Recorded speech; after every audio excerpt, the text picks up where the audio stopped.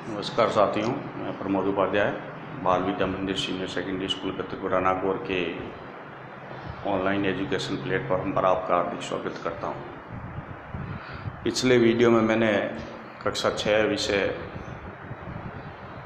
हिंदी के बारे में पढ़ाया था। आज के वीडियो में अपन कक्षा 8 लेते हैं, विषय हिंदी, और उसका अध्याय है 6, जिसका नाम है भगवान के डाकिए। भगवान के डाकिए एक कविता है जिसको रामधारी सिंह दिनकर ने लिखा है। बहुत अच्छी कविता है। इन्होंने प्रकृति के बारे में इस कविता में बताया है कि प्रकृति किस प्रकार की होती है। रामधारी सिंह दिनकर जो हैं, उनका जन्म हुआ था, वो जन्म 13 सितंबर 1908 में हुआ था। 13 सितंबर 1908 में इनका जन्म हुआ था और मृत्यु इनकी जो हुई थी 24 अप्रैल 1974 को हुई थी। तो 13 सितंबर 1908 में इनका जन्म हुआ था और मृत्यु हुई थी इनकी 24 अप्रैल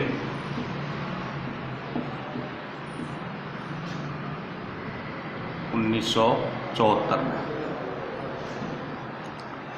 और ये बिहार राज्य के रहने वाले थे और बिहार राज्य में बेगूसराय ज़िला है, जहाँ पर सिमरिया घाट है, वहाँ पर इनका जन्म हुआ था। रामधारी सिंह दिनकर जो जाने माने कवि हैं और एक राष्ट्र कवि के रूप में भी माने जाते हैं।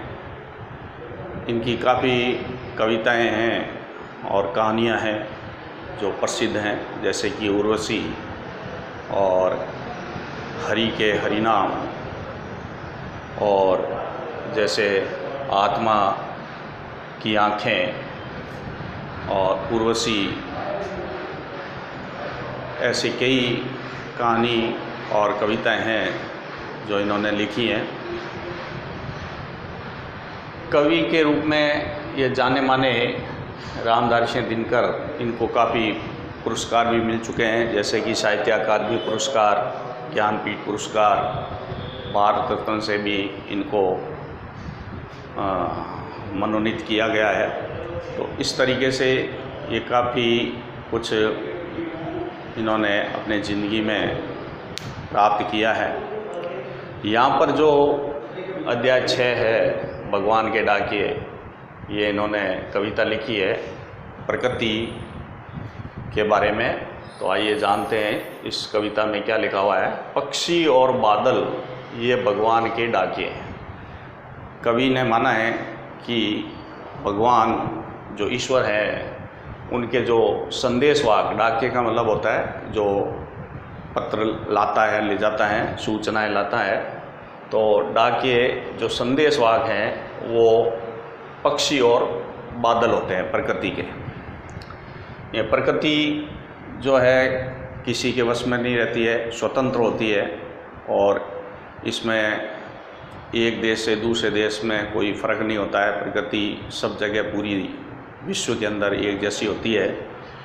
तो पक्षी और बादल क्या करते हैं, ये एक संदेशवाहक के रूप में होते हैं। ये कवि ने इसमें बताया है कि ये भगवान के डाकिए हैं, यानी भगवान पक्षी और बादल को एक संदेशवाहक के रूप में मानते हैं, जो एक महादेश से दूसरे महादेश को जाते हैं। एक महान देश यानी विशाल देश, महादेश यानी एक विशाल देश, और ये जो पक्षी और बादल हैं ये संदेशों को एक देश से दूसरे देश को ले जाते हैं।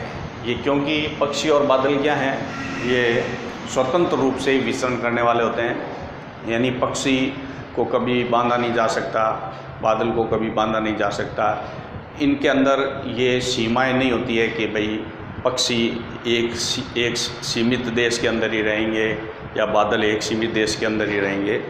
तो ये तो भगवान के डाकिए हैं, भगवान के बनाए हुए डाक संदेशवाहक हैं जो एक देश से दूसरे देश में अपने संदेशों को ले जाते हैं।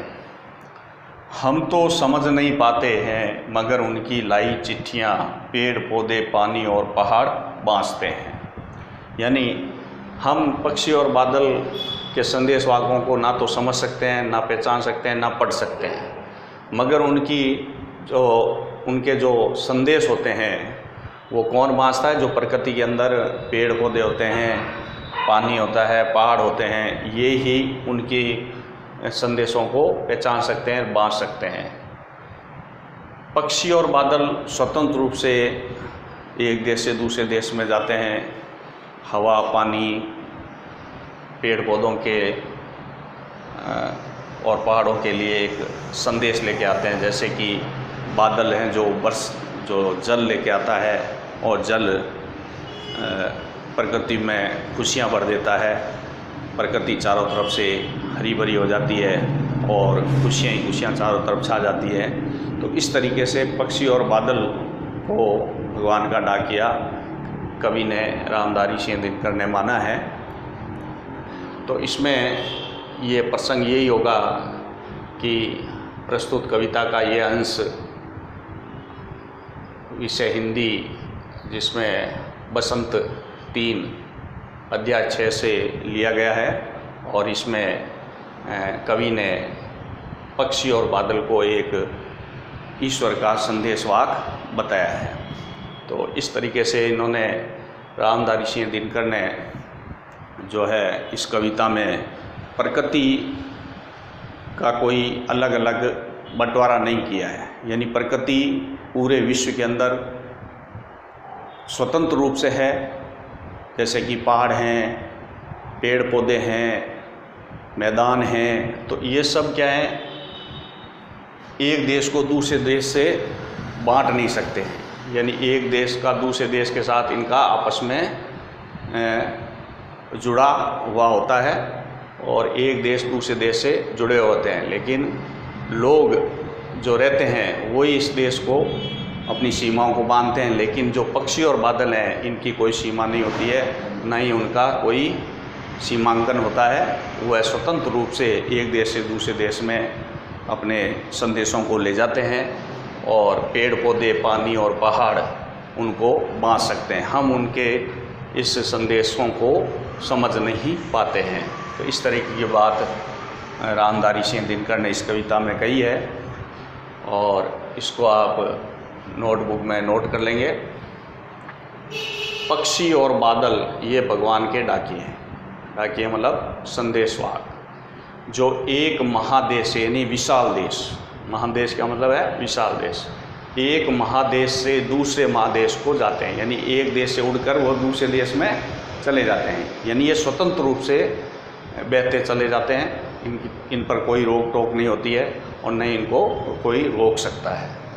मगर उनकी लाई चिट्ठियाँ हम तो समझ नहीं पाते हैं। यानी हम उनकी जो पक्षी और बादल जो संदेश लेकर जाते हैं एक देश से दूसरे देश में, जो मानव है उसको इनके संदेश पत्र समझ में नहीं आते हैं, ना ही बाँच सकते हैं।